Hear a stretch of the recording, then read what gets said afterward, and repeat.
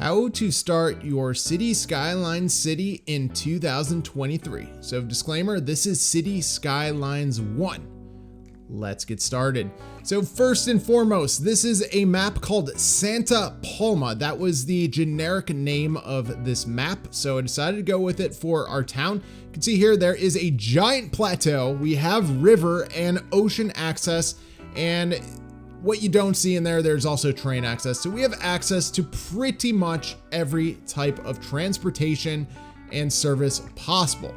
So if you don't have any updates, if you're playing vanilla and on a console, like, you're gonna notice here that, well, there are roads available, but if you don't have any updates, you're gonna wanna build a 2-unit road, and everything on the toolbar at the bottom kind of blows up. Like right now we have electricity, water, it gives us options for different things. But again, if you don't have an updated system or game, you're gonna unlock roads. And you can see here, some of the roads are black, but other roads have been unlocked due to creating that 2-unit road. So I know how dumb that sounds. If you have an updated Cities Skylines game, I completely understand. So the next thing we need to do is we need to create a Cities Skylines city layout. So you can see here, we can't go to the left. That is where our tile ends. So what we're gonna do is we are going to make a right-hand turn, and as best as humanly possible, get almost a 90-degree angle. I think that 81.6-degree angle is gonna work pretty well based on the size, just based on this peninsula, or like the end of the world or end of the land, whatever you want to call it. Now the next thing is, if you don't want to cheat, like let's say we want to build a parallel road literally right next to the original road, and we want it to have the same sort of angle. So what you're going to do next is we are going to create a 4-unit road up, because that is the size of the distance between both of our highway entrances and off ramps. The next thing we're gonna do is we're gonna grab the straight road tool, and we're gonna create guides. Now, what you're gonna see here, we're gonna have 4 units. The reason behind that is if you're not good at using the curved line tool, this is a much easier guide to create that perfect angle, like, the same angle of our original road, and just not using mods, not doing anything, and essentially just makes your life a heck of a lot easier. Now what you're gonna notice here is our first road out. You're gonna notice that I do struggle. I did have to get rid of our first road, but what we're doing here is just clicking over. We're going out. You can see here, oh, that is a terrible one, but we will eventually fix that turn. But you go out a little bit, and then you left click, and then it creates a perfect angle. You can see here, everything looks really good except for that one turn. So again, curved road tool, and then you click out when you're halfway. You left click out, and then what you need to do is you need to go to the exclamation point at the bottom left of the screen and make sure that you change the one-way direction of your roads. So this way we have a way in and out of our city. Basically, you don't want people just to come in, you also want them to leave, because eventually you're gonna want goods in and out of the city. So now what we need to do is we need a plan. And I feel like this desert area and going down to here, I feel like industry would be better off down there, so that, if you do live on that peninsula, you're not gonna see it. Although you might see something from it. You might honestly see the pollution, but besides that, I want to put commercial down there, and up top, I want to build our residential area. So now let's get started with that. So the first thing I do want to do, yes, that is excellent English, but I want to expand out our original one-way road in and out of our city. The reason behind that is, well, we definitely are going to need a lot of room for expansion. When you first start to build your Cities Skylines city, you are going to notice that your demand for everything is going to be sky high very, very, very quickly. So something to keep in mind there. And again, remember our one-way in and out. Don't mess that up. I have done that a bazillion times. But everything looking good so far. I'm very happy with the Cities Skylines city layout in 2023. What we're going to do next is we're going to create our commercial district. So let's get back out to that straight road, and I usually like 400, but for this one I wanted to go 500, and then I can go all the way across, and it perfectly fits the tile, or perfectly fits, I should say, the layout of each of our tiles. And you can see, look at that, is a beautiful square, and it just looks really nice. So I went 500 by 30, or 300, excuse me. And it's gonna work out really, really, really nicely. So again, make sure you measure it. So we have 200, we'll go down 200. And again, we're just keeping the grid. Now at first, I'm going off my script, but when you're playing Cities Skylines, the beginning part of your city is definitely going to be a grid. I don't know many people that don't use a grid to start their Cities Skylines city. Anyways, just basically, we're gonna keep following this right-hand turn until our legs fall off, or until everything's filled in. But anyways, so there is our commercial district. I like that so far. The problem we're eventually gonna get into when we move down to over here, you're gonna see, yep, 15 units right there. There we go. So, ooh, there's a slight turn. So what we're gonna have to do is use that curved road tool and just maintain what we're doing. But when you're creating your Cities Skylines city, eventually you will get out of the grid. I promise you, you will not have this grid for the rest of your days playing this game. Anyways, now that we have that in place, there is something we can think about doing, is probably expanding that even lower. I do want to make a sidebar comment that I am using dirt roads to start. And the reason behind that is dirt roads are very cheap to maintain, and we only have a budget of 54,000. So just keeping that budget in mind, essentially that's why we're using dirt roads. Now, eventually we will upgrade all of these roads and everything will be great, but I just want to let you know that that is why we're using dirt roads, because they are very cheap to make and very cheap to maintain. So what we're starting to build over here is our residential area, and we're gonna call this like a key. I feel like that's a good term. This is the right-hand key entrance, because it kind of or it looks like a gun, but I guess we don't want to talk about guns. Anyways, you can see here I messed up originally my my grid. So eventually just take your time and use the curved road tool and see, like, if it's a little funky, just take your time. Eventually everything will sort itself out and it will work out really nicely on the grid and look really sharp. And like, that's a very clean look right now. That entrance is very, very clean. So what we're gonna do next is we need electricity. I guess we have an advanced coal plant and then we have a normal coal plant. If we zoom in a little bit, you can see here, we also have a wind turbine, but the wind turbine only produces 8 megawatts of power, which that's if the wind is completely maxed out, which I absolutely do not love. So I'm a big fan of the coal power plant. So with the coal power plant, you're gonna see here this red circle. That red circle is the pollution the coal power plant is giving off. Then that blue circle is the electricity that it is giving off.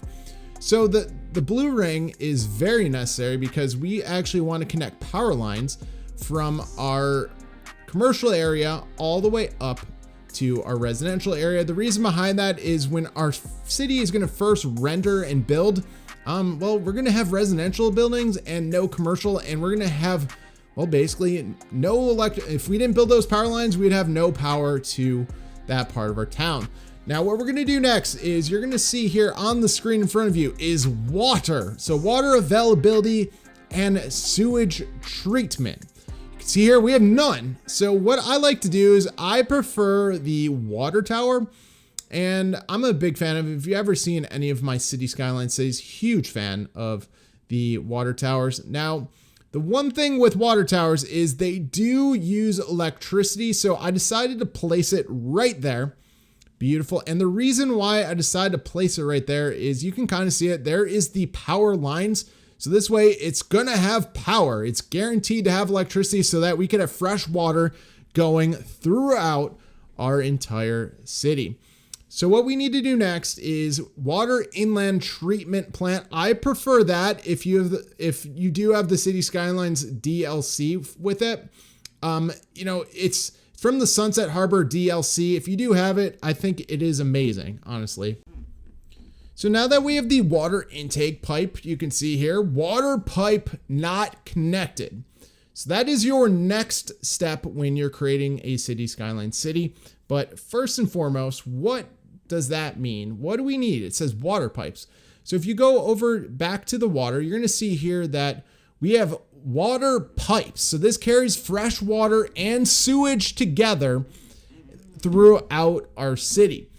So what you're going to see here is you're going to see this blue little circle. And that means whatever is highlighted in the blue circle will have water connected to it or sewage. But the thing is you do need to connect the water inlet treatment plant and the water towers to make sure that, you know what, you do have fresh water. So that's just something to keep in mind. Don't forget to actually plug the service into your piping. So I sped up the piping really fast because I feel like, well, it's boring, to be 100% honest with you.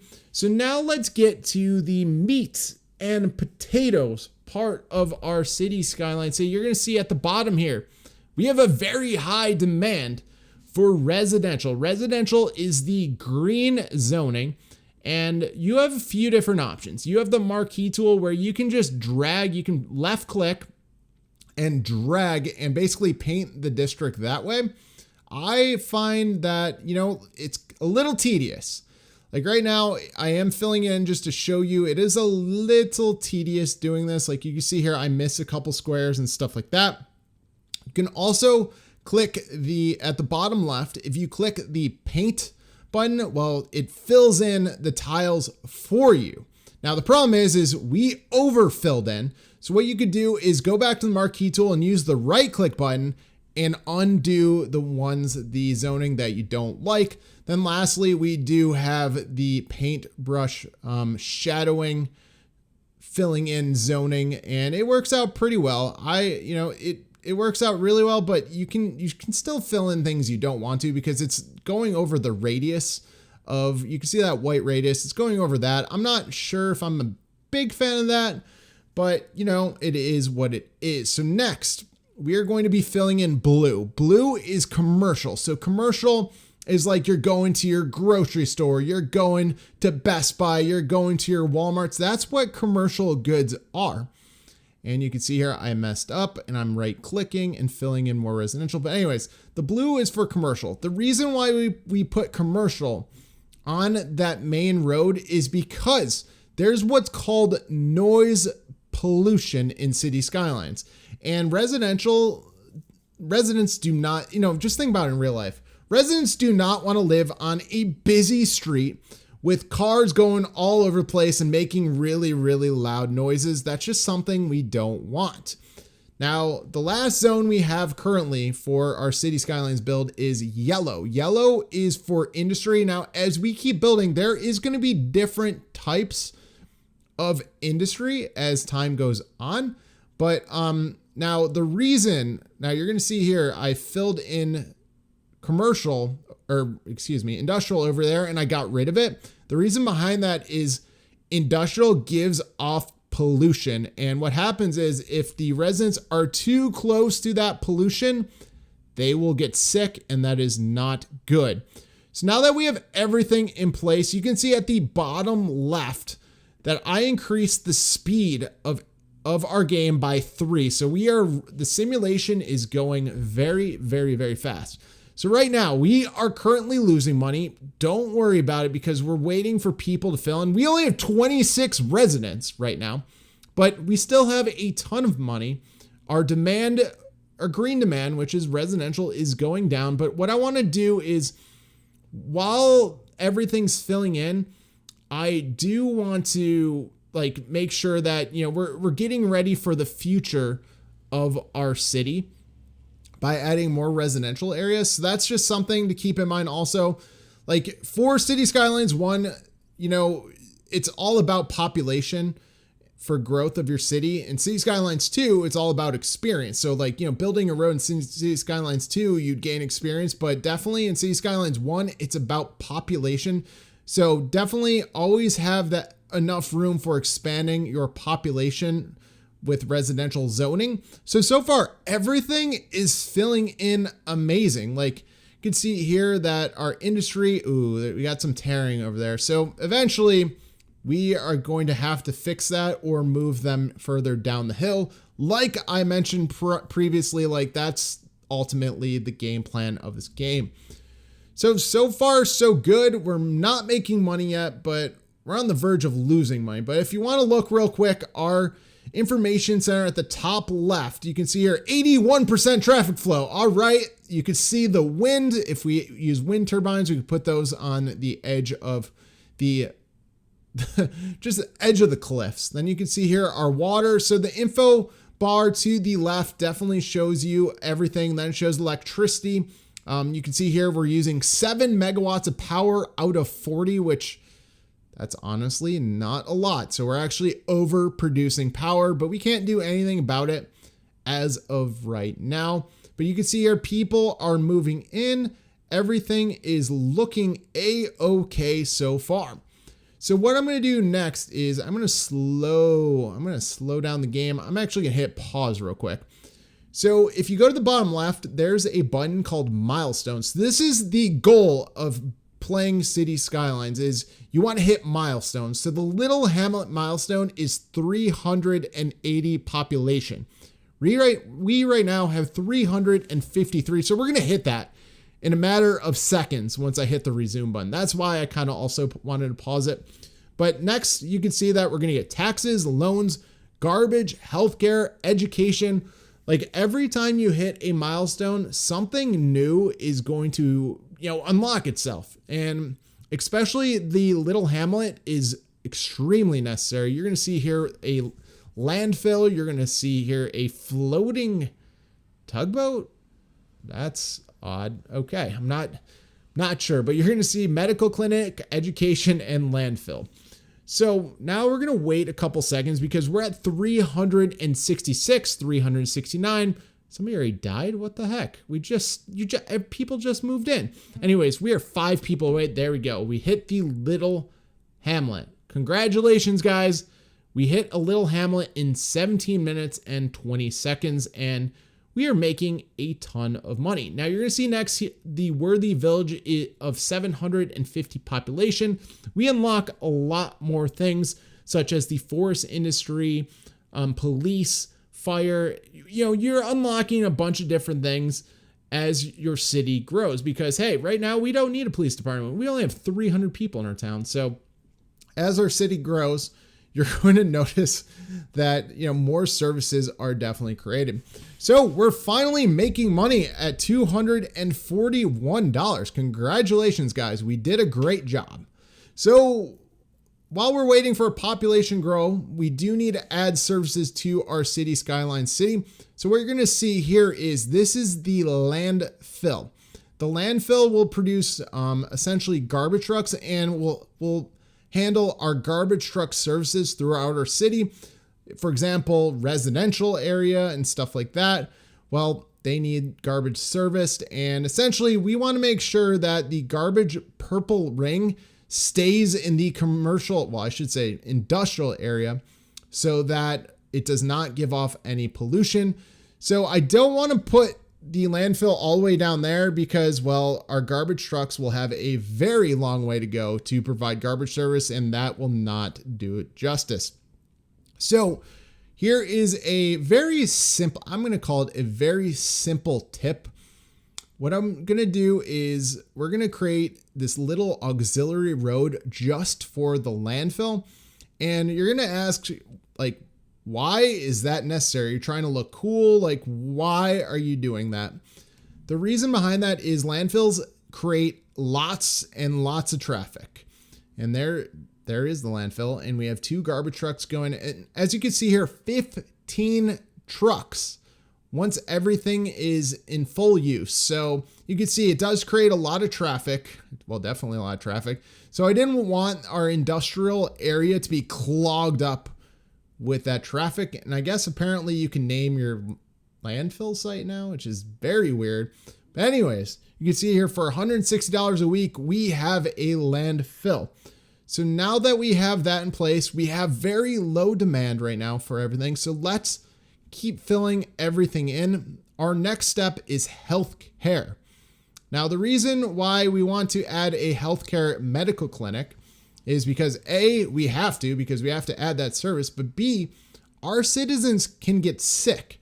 So I added the medical clinic on the main road because I feel like, well, it's really, it's in the middle of our city and our patients are going to need to be treated all around. So there's the medical clinic, upkeep of $400 a week. We have 8 ambulances and a total of 100 patients.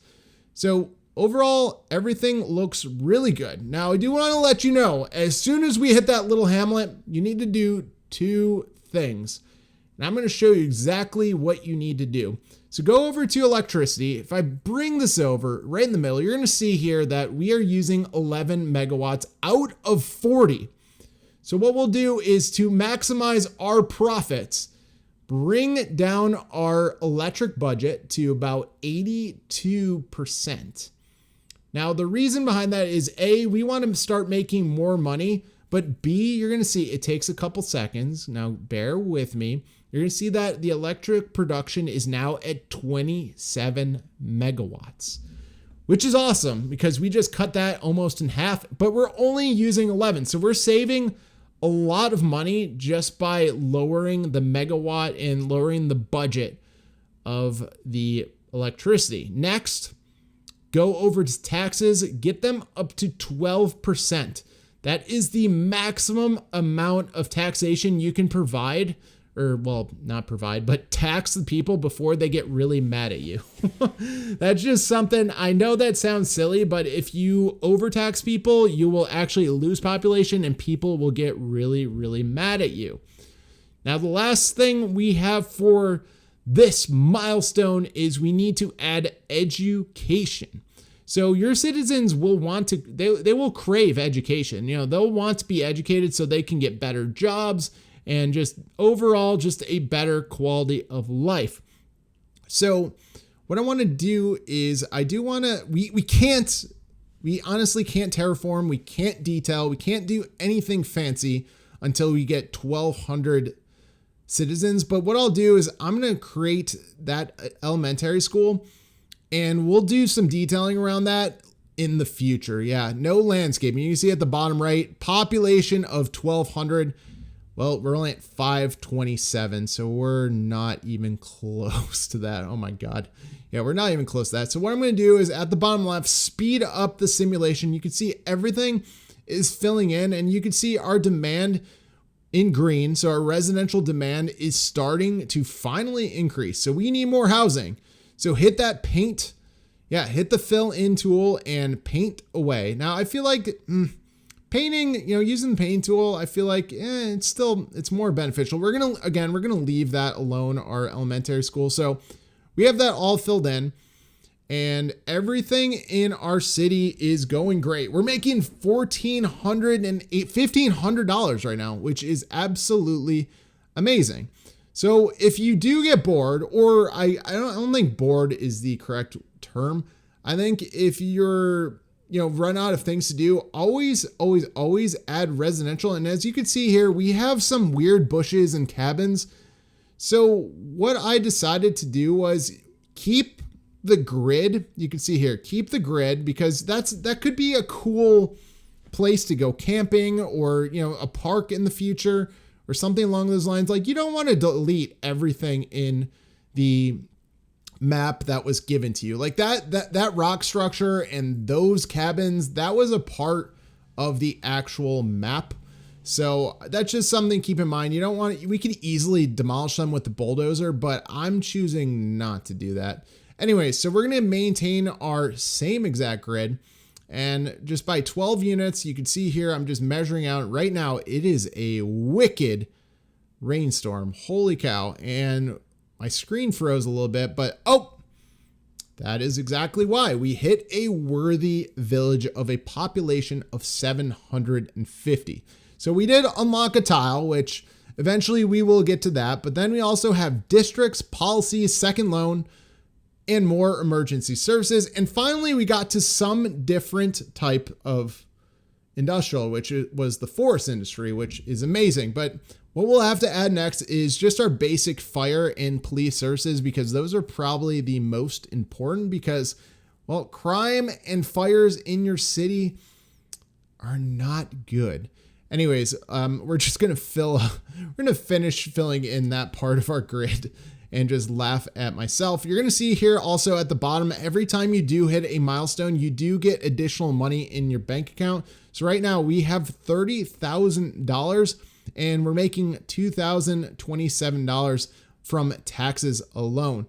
So before we build our police and fire stations, I do just want to make sure that we have the ability for all of our population to increase and make sure our demand is met. Basically, while we're lollygagging and actually creating something in our city, I just want to make sure that our population and our commercial will just keep building. So then this way, we're not missing anything.